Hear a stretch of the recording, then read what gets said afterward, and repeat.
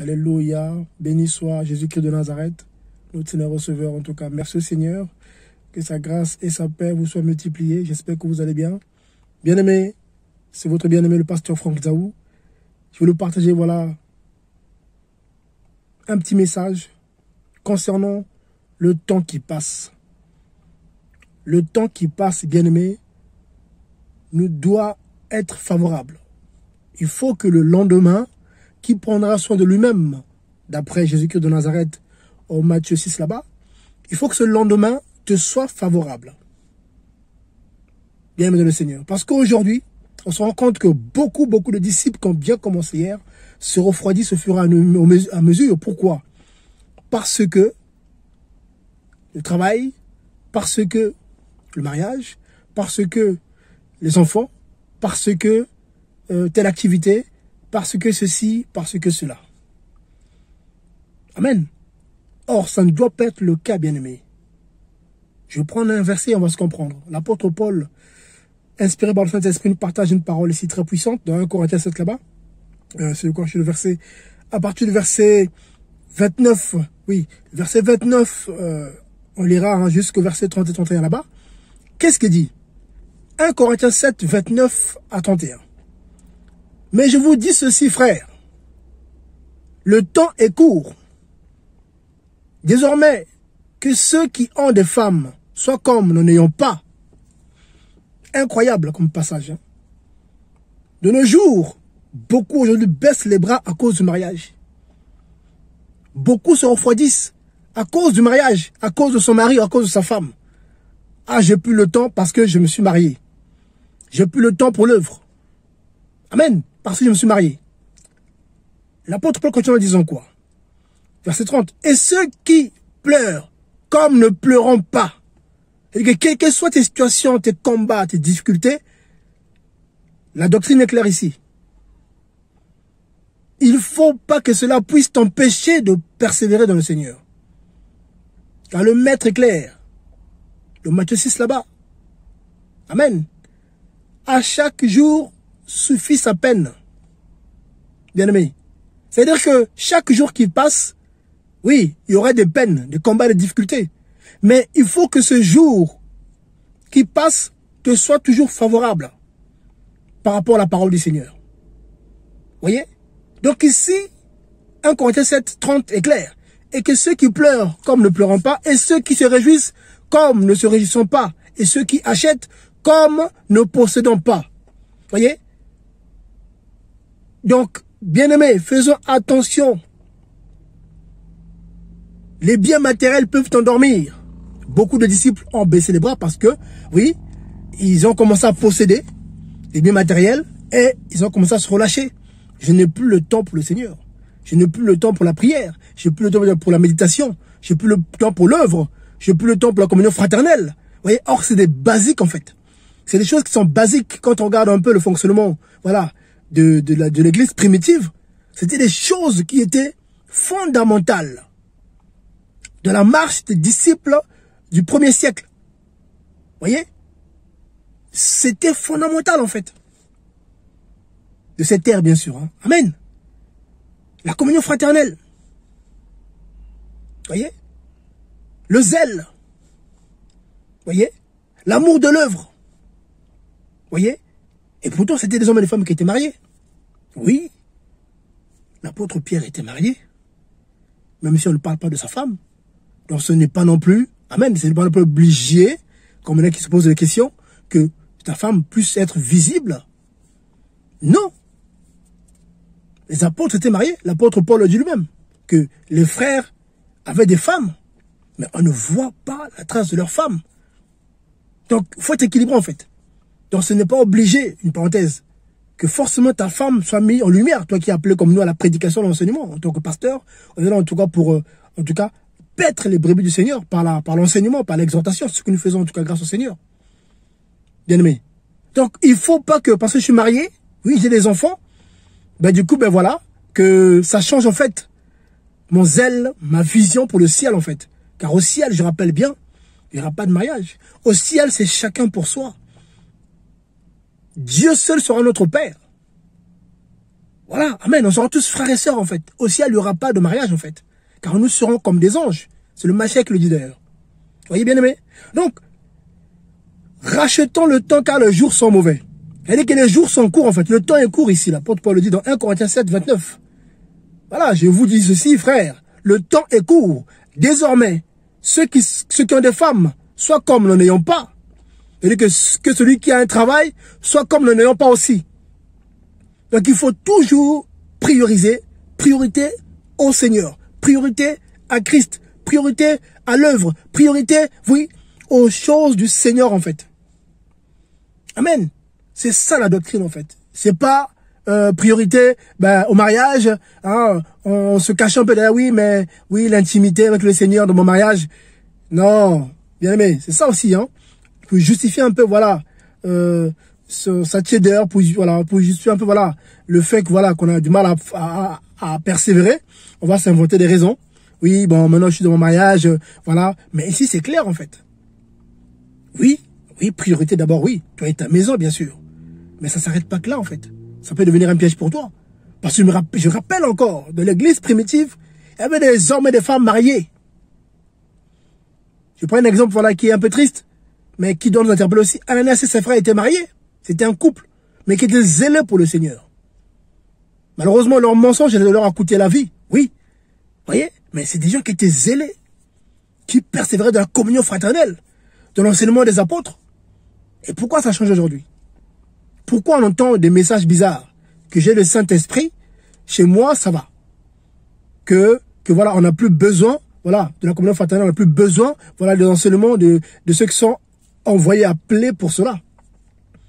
D'où viennent ces fausses doctrines, en fait, ces faux raisonnements qui contredisent, en fait, simplement la doctrine?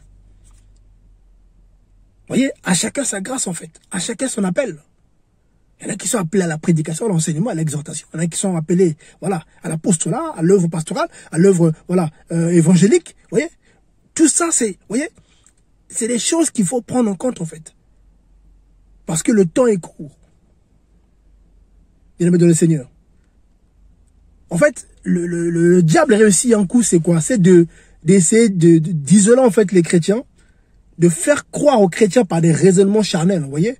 Hein, il y a aussi le côté, voilà, la méfiance un peu, hein, la dureté de cœur aussi, parce que beaucoup sont pas matures, faut le dire aussi, hein. Beaucoup ont de cœur, voilà, pas, malheureusement, beaucoup ont de cœur dur, voilà, beaucoup ont encore des cœurs blessés, des blessures, donc du coup, il y a beaucoup de méfiance dans le milieu chrétien. Oui, beaucoup de méfiance, du coup, beaucoup ont du mal, voilà, à marcher avec les bien-aimés, voilà, aujourd'hui, les chrétiens critiquent facilement d'autres chrétiens, voilà. Or, la Bible nous interdit cela, en fait. La Bible nous recommande de critiquer la doctrine. Amen. Pas la personne, en fait. On critique la doctrine, en fait. On critique les œuvres. Pour essayer, si cela permet de gagner l'âme. Pour que l'âme se répande si c'est un frère ou une sœur qui est tombé. Ou que l'âme se convertisse si c'est un païen, en fait. Car le Seigneur veut sauver les descendants d'Adam et Ève. Vous voyez, c'est ça, en fait, la volonté de Dieu, c'est que tout le monde soit sauvé et qu'il parvienne à la connaissance de Jésus-Christ de Nazareth, Yeshua Mashiach. Vous voyez? Mais aujourd'hui, voilà, c'est cette méfiance dans le milieu chrétien. Tout le monde se méfie des autres. Voilà. C'est terrible, en fait. C'est terrible, bien-aimé. Amen. Donc, vraiment, veillons à ça, car le temps est court, en fait. Oui, il y a des faux chrétiens, bien sûr. Il y a la fausse église. Amen.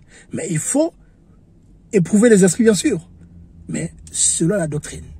Tu prends la doctrine, tu examines la doctrine. Est-ce que ce qui est dit est vrai ou pas? Est-ce que le frère, ce qui manifeste comme fruit, c'est le Seigneur ou pas? Est-ce que la sœur, ses fruits sont du Seigneur ou pas? Voilà, c'est ça en fait. C'est pas des raisonnements, les pensées charnelles, voilà. Vous voyez, les gens sont malheureusement beaucoup aujourd'hui, voilà, soit ils ne sont pas du Seigneur, ou d'autres sont du Seigneur, mais ont du mal en fait à grandir. Voilà, ils ont du mal à grandir parce que beaucoup ne reçoivent pas la bonne nourriture en fait. Oui, le bon enseignement, voilà, beaucoup manquent de ça en fait. Et du coup, ils ont du mal à progresser dans le Seigneur. Bien aimé. Donc voilà pourquoi il faut déjà bien sûr persévérer déjà dans l'intimité avec le Seigneur, dans l'intimité. Donc, la vie de prière, amen, la sanctification, la sainteté. Bien sûr aussi, il faut méditer la parole. Mais au-dessus de tout ça, on a besoin, oui, des enseignements, de l'exhortation, de la communion fraternelle avec des vrais enfants de Dieu pour aussi avancer, pour aussi œuvrer pour le Seigneur. Car l'œuvre du Seigneur, c'est d'abord dans son corps. La priorité est d'abord donnée au corps du Mashiach avant d'aller, voilà, aider les autres personnes en fait. En fait, le fruit qu'on reçoit, c'est d'abord, principalement d'abord, pour la famille de la foi. L'apôtre Paul le dit dans Galates, c'est là-bas. Voilà. Donc, priorité d'abord au vrai, voilà, en fait, au blé. D'abord au blé, c'est-à-dire aux vrais enfants de Dieu. Après, oui, il faut aimer son prochain comme soi-même. Donc, même si quelqu'un n'est pas converti, donc même si quelqu'un est livré, parce que tant qu'on n'est pas converti, on est considéré comme livré. Hein, amen. Donc, oui, dans le monde, voilà, il y a les deux races. Hein, voilà, il y a le blé livré. Donc, il y a la race de Dieu et la race de vipère. Amen. Donc, on est côtoie tous les jours. Ouais, amen. Quand on va parfois faire des maraudes ou visiter les gens, il y en a qui ne sont pas convertis. Mais voilà, on est là, on aide tout le monde en fait. Mais principalement d'abord, les enfants de Dieu, les véritables chrétiens. Parce que le temps est court, bien-aimé. Le temps est court. On doit racheter le temps. L'apôtre Paul éclaire ici. Donc, toi qui es marié, hein, qu'est-ce qu'il dit, hein? Tu dois être comme si tu n'étais pas marié. Par rapport à la doctrine, en fait. Donc, il faut trouver l'équilibre. Tu dois trouver l'équilibre entre ta vie maritale, voilà, donc entre ta vie terrestre et ta vie céleste. Car nous sommes cachés en Christ, en fait. C'est-à-dire que nous sommes dans ce monde, mais nous ne sommes pas du monde, en fait. Nous sommes des ambassadeurs du Mashiach. Donc, il faut trouver l'équilibre, en fait, entre ton travail et l'œuvre du Seigneur, en fait. Amen. C'est très important. Entre les biens que tu possèdes, hein, parce que c'est écrit ici, hein, donc le verset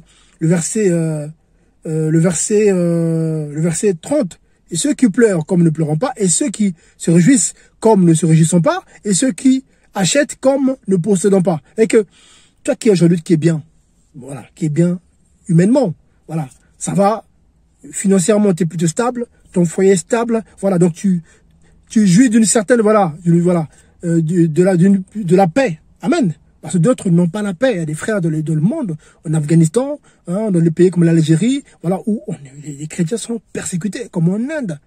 Il y a des bien-aimés qui n'ont même pas la paix physique, en fait. Ils se cachent. Voilà, amen. Donc, ils ont du mal à manger, parce que quand tu te caches, ben, c'est compliqué pour manger. Mais nous, ici en Occident, je suis en France, ici en région parisienne, nous, ici en Occident, tu manges à ta faim. Voilà, tu n'as pas peur de sortir.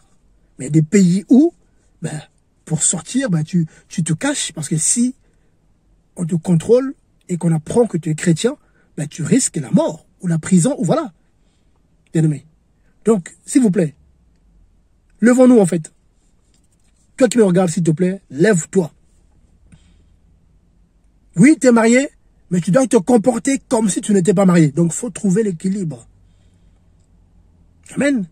Oui, je suis marié, mais il faut que je trouve l'équilibre. Oui, je suis enfant, oui, mais il faut que tu trouves l'équilibre en fait. Dans ta vie, dans ta marche en Christ. Car, demain, on ne sait pas. Tout peut s'arrêter demain. Que ce soit l'enlèvement, nous qui croyons l'enlèvement de l'Église, ou la mort. Amen. Donc ne te laisse pas avoir par cette euphorie, voyez, par cette habitude. Hein. Je me couche, je me lève le lendemain, voilà. La vie continue son cours, non. Bien-aimé dans le Seigneur. Tout peut s'arrêter pour toi demain, ou même ce soir. C'est-à-dire que ton mariage, ton travail, tout ça peut, oui, rester, et toi partir. Mais non, quelle sera ta destination finale, en fait? C'est la question qu'il faut te poser. Or, nous, notre destination finale, c'est le royaume de cieux. Car nous sommes cachés en Christ là-haut. Donc, si réellement tu es du Seigneur, tu dois focaliser, te concentrer, organiser ta vie de tous les jours en fonction de ta marche en Christ, en fait. Ta priorité, c'est d'abord Jésus-Christ de Nazareth. C'est d'abord le royaume des cieux. Amen. L'apôtre Paul est clair ici dans 1 Corinthiens 7, 29 à 31 là-bas. Amen.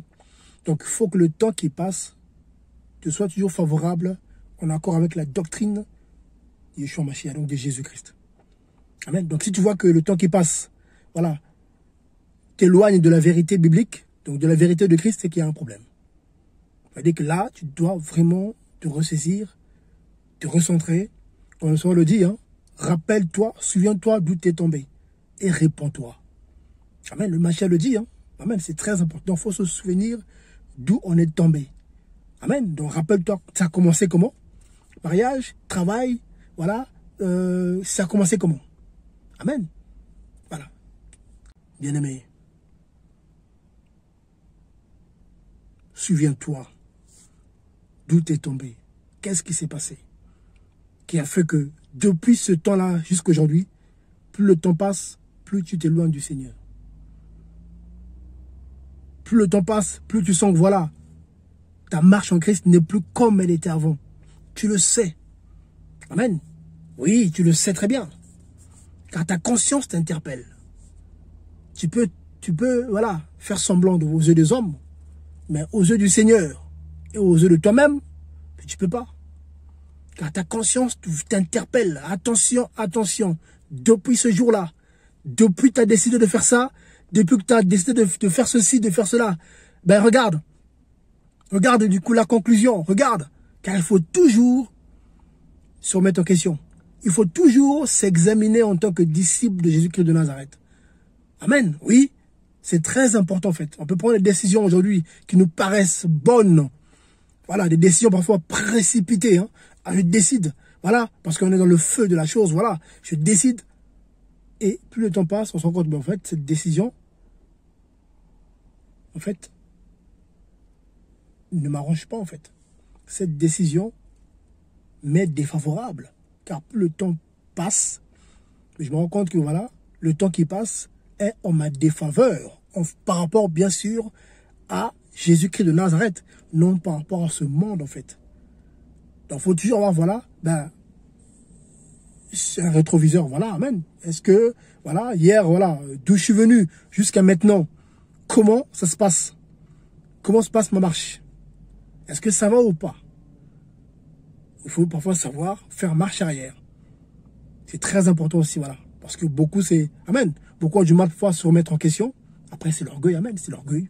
Voilà. Quand la parole, quand le Mashiach a raison, car Christ est la parole, quand Jésus-Christ a raison, quand la parole, l'évangile, ce que dit l'évangile, voilà, te contredit toi, par rapport à ta décision, par rapport à ta volonté, par rapport à ce que tu fais aujourd'hui, tu dois te repentir, tu dois te souvenir d'où tu es tombé et revenir en arrière, en fait. Voilà. Tu es allé trop loin. Tu reviens sur le droit chemin.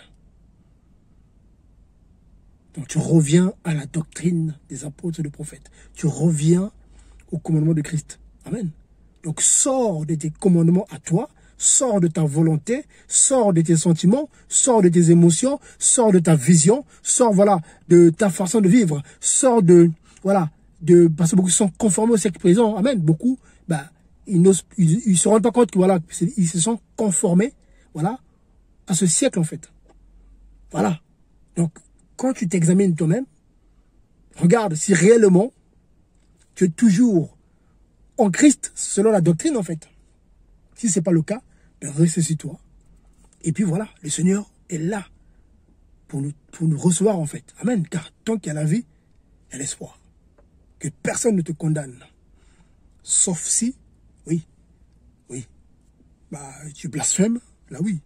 On peut te reprendre, on peut voilà, te dire non, attention. Là oui, la doctrine, voilà, là la doctrine est claire. Donc tant qu'il n'y a pas le blasphème contre le Saint-Esprit, amen. Tant qu'il y a la vie et qu'il n'y a pas le blasphème contre le Saint-Esprit, tout est encore possible. Le salut reste possible à toute âme. Amen. Tant qu'il n'y a pas le blasphème contre le Saint-Esprit, ben, toute âme qui vit ben, peut encore se repentir, peut encore se ressaisir en fait. Donc personne aussi ne vous trompe par ces enseignements démoniaques qui condamnent les gens parce que la personne a fait du mal, parce que la personne est tombée, oui, on l'a trouvé en flagrant délit, malheureusement, c'est ce que j'ai déconseillé, amen. Il n'a pas veillé, ben du coup, ben voilà, on le colle une étiquette, ça y est, lui c'est fini, est condamné, ça y est. Non. Tant que c'est pas un blasphème, ou tant que le Seigneur n'a pas dit que oui, telle personne n'est pas de ma race, car il y a la race élue, et la race de vipère. Donc, il y a la race de Dieu et la race du diable. Donc, tant que le Seigneur ne dit pas que la personne est de la race du diable, on n'est pas là pour dire, oui, celui-ci est condamné, celui-ci ceci, comme ça. C'est-à-dire que là, on ne marche pas en accord avec la doctrine. Là, on devient le Seigneur, en fait. On commence à condamner les âmes. Or, nous, on n'est pas là pour condamner. On est là pour juger, oui. On juge un jugement, pas de condamnation, un jugement pour pousser l'âme à la repentance, en fait. Et on se juge entre nous. 1 Corinthiens 5, on parle. Amen.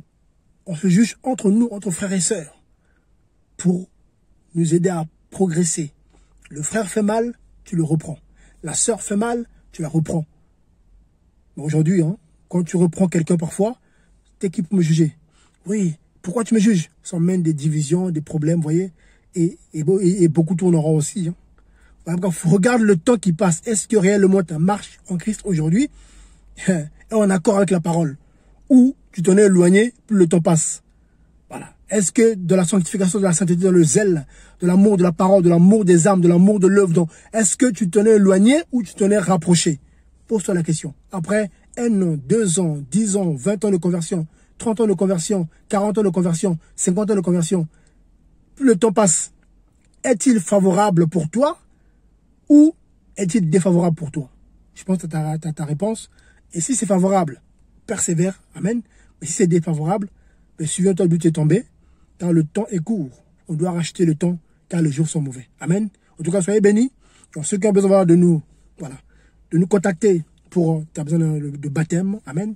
On va te baptiser au nom de Jésus-Christ de Nazareth. Baptême par immersion, amen. Au nom puissant de Jésus-Christ de Nazareth, sans problème. Alors, ceux qui ont besoin, voilà, d'être encouragés, n'hésitez pas à vous nous contacter. Amen. Après, il y en a aussi qui demandent s'il y avait des communautés fraternelles, voilà, s'il y avait des réunions d'assemblée. Oui, il y aura des réunions d'assemblée très prochainement, amen. En train de s'organiser. C'est qu'en ce moment, voilà, on va de maison en maison pour aller encourager les bien-aimés. Hein. C'est ce qu'on fait. Mais le Seigneur permettra, hein, dès que possible, voilà, on aura un petit bureau, un petit local où on va se retrouver. Comme ça, ceux qui ont à cœur, voilà, de nous voir, de me voir moi, le pasteur Franck, voilà, pour des rendez-vous, pour les entretiens, pour, voilà, pas mal d'autres choses, amen. Hein, par rapport à la parole, des questions, il y aura aussi des enseignements, des exhortations. Donc, on aura vraiment un pied à terre, hein, amen. Donc, ce sont les permis de mettre ça en place, voilà, rapidement. Donc, c'est des choses qu'on est en train de mettre en place, place au Seigneur. Mais voilà, pour vraiment nous organiser. Alors, ce n'est pas pour bâtir un système, comme le diront certains, c'est pas ça le but. Il faut s'organiser parce que voilà, il y a des besoins. Amen. Donc, c'est très important de s'organiser aussi. Ça passe aussi par, voilà, avoir, voilà, une structure, un lieu pour se retrouver, de l'enseignement, partage. Parce que, tout ne se passe pas seulement sur YouTube ou sur Facebook. Voilà, voilà. Le virtuel n'est pas au-dessus du réel. Voilà. La vraie communion fraternelle est d'abord réelle. Voilà. C'est physique, réel. Comment dire, voilà. Quelque chose voilà. Pas de virtuel. Amen. Là, vous me regardez. Oui, c'est bien. Mais c'est différent si j'étais en face de vous. Ça n'a rien à voir. Vous voyez bien, mais donc c'est très important aussi de rappeler ces choses-là. La vraie communion fraternelle, c'est d'abord quand les bien-aimés frères et sœurs se retrouvent ensemble dans un même lieu pour adorer le Seigneur, pour louer le Seigneur, pour rendre culte au Seigneur, pour partager, échanger. Voilà, chacun en jouant son rôle. Amen. Le prédicateur fait sa prédication, le pasteur fait son travail, l'apôtre fait son travail, les anciens font leur travail, les diacres font leur travail, les diaconesses font leur travail. Les anciens, voilà, vous voyez, donc tout le monde fait ce travail en fait. Et ça se passe lors de la communion fraternelle. Ça ne peut pas se faire sur YouTube. C'est pas possible. Voilà, je suis pasteur sur YouTube, non. Non, pasteur veut dire berger. Voilà. Un berger, c'est pas YouTube. Hein. Voilà. Quand le Seigneur dit, voilà, à Pierre, paie mes brebis, voilà, c'est pas sur YouTube. Amen. C'est quelque chose de réel en fait. C'est ça ce que beaucoup oublient. Et les chrétiens doivent faire attention aussi à ne pas privilégier le virtuel au physique en fait. Revenons simplement au basique. Revenons simplement, voilà, à la doctrine des apôtres et des prophètes. S'il vous plaît. Amen. En tout cas, soyez bénis. Hein, que le Seigneur vous garde en tout cas. Donc, on est là. On s'accroche en tout cas. Donc, on est en région parisienne. Vous avez besoin de nous voir, de nous contacter. En tout cas, par rapport à la parole, vous avez besoin d'être encouragé. On est là pour ça. Amen. Pour servir les enfants de Dieu. Soyez bénis et le Seigneur vous garde.